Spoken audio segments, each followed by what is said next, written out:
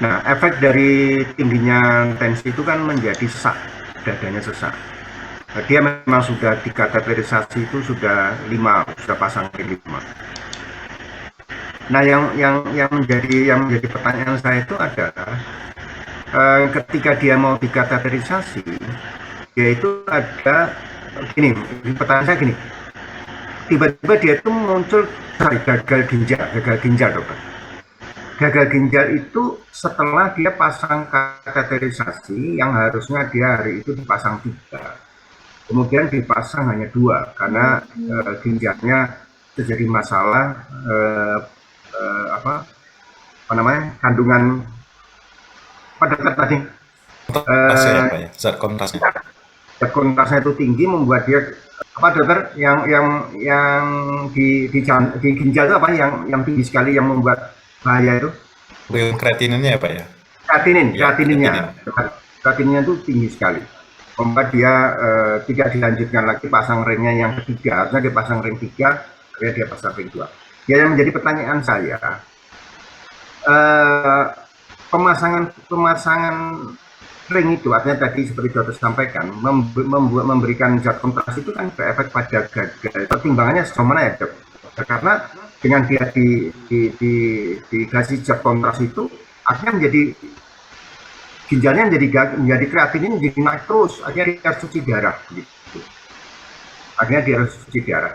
Nah, yang menjadi pertanyaan kan dia ingin menyelamatkan jantungnya tapi malah ginjalnya bermasalah begitu kan dokter. Nah, ini apa yang harus dilakukan ya kalau kalau pertimbangannya itu dokter.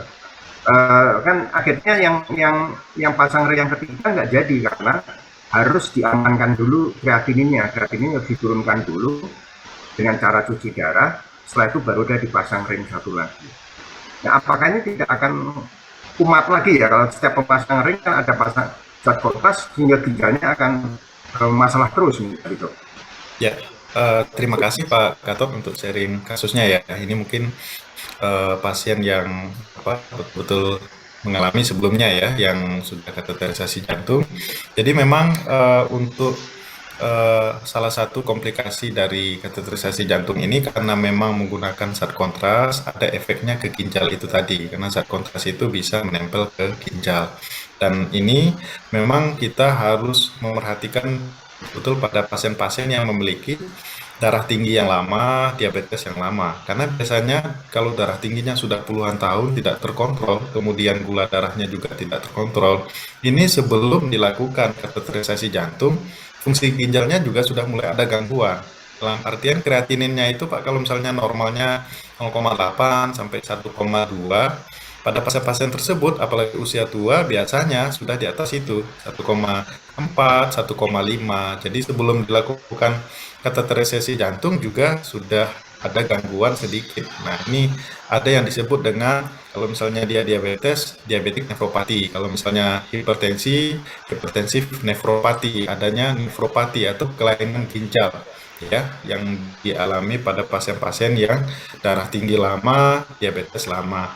Dan ini memang kesulitan tersendiri jika kita melakukan kateterisasi jantung pada prosedur-prosedur yang lebih kompleks. Misalnya seperti Pak Gatot bilang tadi, kita mau melakukan ringnya lebih dari 1 atau 2, 3 cabang pembuluh darah, apalagi cabang pembuluh darah koronernya itu sumbatannya sudah keras. Dalam arti kalau keras itu sewaktu dilakukan pemasukan wire, balon, itu pasti memerlukan waktu yang lama Pak. Dibandingkan sumbatannya yang tidak keras, yang masih lunak itu biasanya cepat. Kalau cepat itu semakin cepat durasi tindakan, otomatis kontras yang diperlukan juga semakin sedikit, jauh lebih sedikit. Nah, itu yang pertama. Jadi misalkan pada pasien-pasien yang lesi atau sumbatannya simple, itu cepat aja, setengah jam sudah selesai. Biasanya kontrasnya tidak lebih dari 100 cc. Jadi bisa dipastikan kalaupun kreatinin atau fungsi ginjalnya 1,5 sebelumnya, kalau kontrasnya sedikit masuk, mungkin tidak terlalu ngefek ke ginjalnya, tidak menimbulkan kelainan ginjal. Nah, ini memang sulit pada pasien-pasien misalnya usia tua, hipertensi lama, kemudian saat mau dilakukan atau durante atau selama ya proses tindakan kateterisasi, tensinya tiba-tiba naik, apakah mungkin karena cemas ya, atau memang Hmm. obatnya ada yang lupa diminum misalkan, atau tegang sewaktu tindakan atau karena efek tertentu sehingga tensinya tinggi tadi 200, dan tensi 200 ini pada pasien-pasien yang memiliki penyakit jantung koroner ini sangat rentan menimbulkan suatu peningkatan pressure tekanan di dalam ruang jantungnya sehingga nanti terjadi gagal jantung. Jadi gagal jantung itu sendiri ada dua ya Pak Gatot ya, bisa karena pompanya yang memang rendah sebelumnya karena misalkan dia sudah penyakit jantung koronernya sudah berat ya sehingga otot jantungnya memang sudah lemah, pompanya lemah, atau karena pembuluh darah jantungnya tiba-tiba tekanannya meningkat dengan cepat. Itu juga bisa. Jadi dalam artian pipa yang tekanannya tinggi kemudian dilawan oleh pompa jantung tadi, itu pasti pompa jantungnya kepayahan untuk melawan tekanan setelah pipa pembuluh darah setelah yang keluar dari ruang jantung. Jadi akhirnya pompa jantungnya capek ya, jadi gagal jantung, pasiennya bisa sesak napas juga. Nah, pada kondisi-kondisi tersebut kalau saya cermati dalam prosesnya tadi, pemasangan ring jantungnya cuma 2 aja bisa jadi karena ada komplikasi sesak tersebut, jadi pasien tidak bisa berlama-lama di ruang tindakan, harus dipasang secepat. Yang penting dan yang sangat perlu dilakukan pemasangan ringnya. Yang kedua, mungkin saja baseline atau fungsi ginjal pasien memang sudah tinggi, jadi harus benar-benar dihemat kontrasnya. Jadi kalau misalnya dilanjutkan pemasangan ring yang selanjutnya, mungkin kontrasnya lebih banyak lagi, kerusakan ginjalnya lebih berat lagi, seperti itu Pak. Nah, untuk antisipasi supaya tidak gangguan ginjalnya tidak bertambah parah, ini ada beberapa hal yang termasuk tadi hidrasi atau cairan infusnya harus cukup. Kecukupan cairannya, baik minum, oral intake, minum ya Pak ya, atau infusnya harus cukup, urin atau kateter produksinya cukup ya, jadi cukup dalam artian 1 cc per kilo per jam, itu harus dipantau betul. Kemudian yang kedua juga kita bisa lakukan pemilihan zat kontras. Jadi zat kontrasnya juga banyak merek-mereknya Pak, jadi banyak jenisnya, ada yang isotonis, ada yang osmolaritasnya macam-macam ya. Ini biasanya kita pilih yang memang bagus ya, yang aman sehingga tidak terlalu berefek samping ke pasien. Kemudian yang ketiga, nanti setelah tindakan juga dilanjutkan pemberian cairannya.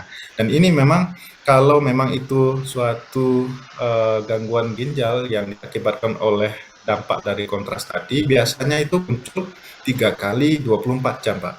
Jadi paling cepat tuh ya 2 kali 24 jam, tapi paling sering 3 kali 24 jam. Makanya kita sering ngecek kreatinin fungsi ginjal lagi ketika pasien kontrol, misalkan bila perlu. Tapi misalkan kalau besok paginya sudah kita cek normal, mungkin tidak perlu dilakukan pemeriksaan berikutnya. Nah, kalau misalkan dia muncul secara tiba-tiba itu tadi, fungsi ginjalnya meningkat setelah dilakukan kateterisasi, nah itu juga bisa dampak dari gagal jantungnya. Jadi kalau gagal jantung itu pompa jantung yang tidak cukup oleh karena kepayahan jantung memompa itu, suplai darah ke ginjal juga berkurang, itu juga peningkatan dari kreatinin itu tadi Pak. Jadi gangguan ginjal juga bisa berasal dari itu. Jadi memang tidak selalu terkait dengan zat kontras juga, karena memang sekarang ini teknologi kedokteran sudah lumayan canggih, zat-zat kontras yang kimiawi itu juga sudah disesuaikan seminimal mungkin memiliki efek ya Pak ya. Jadi mulai dari osmolaritasnya, dari kandungan zat kontrasnya itu juga sudah tidak terlalu berefek ke ginjal. Tapi pada pasien-pasien yang memang memiliki baseline atau dasarnya memang sudah ada gangguan ginjal, ini berisiko meningkatkan kreatinin itu tadi. Tapi dalam kasus tadi ada multifaktor, banyak hal, tidak hanya kontras. Jadi kondisi pasien yang memang hipertensi lama ditambah dia tensinya tinggi kemudian gagal jantung, nah itu gagal jantung juga fungsi ginjalnya biasanya terganggu.